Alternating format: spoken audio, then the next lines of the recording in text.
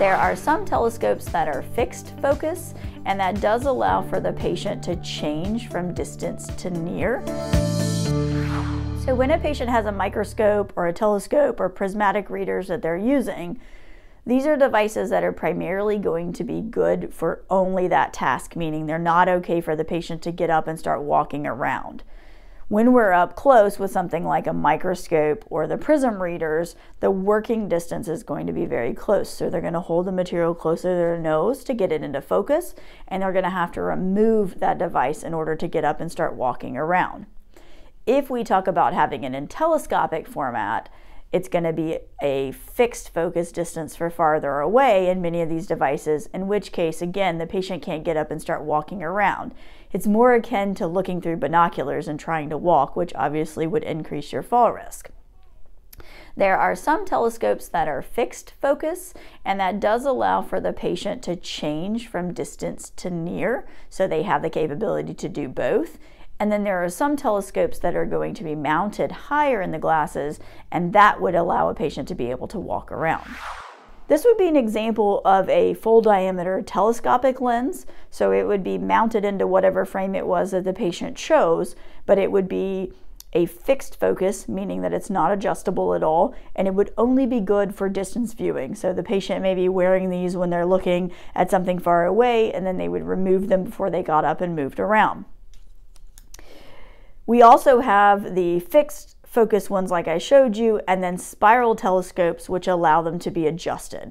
So on a spiral telescope, it would be mounted in the glasses the same way as the fixed focus would be, but it would allow the patient to kind of go back and forth between seeing a distance and seeing closer up. For the patient that may be eligible for driving, when bioptic driving is allowed in their state, or for a patient that needs to be able to move around while wearing the telescopes, then something like a bioptic telescope would be appropriate. So in these, you'll see that it's mounted toward the top of the frame again, but the patient is now able to look underneath the telescope for normal viewing, and then when they want to look through the scope, they would tip their chin down, and they would be viewing through the bioptic telescope, and then they would move the chin back to the normal position when they wanted to be looking back through their carrier lens.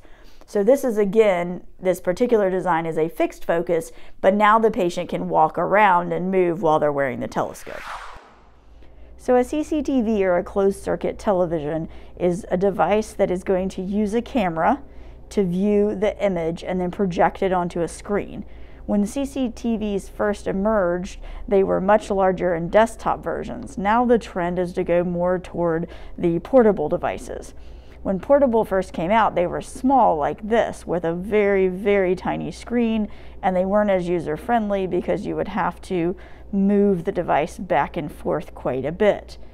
Now the technology has emerged to where we have portable devices, but that are a little bit larger. So this would be newspaper print, which the contrast would be poor for most people.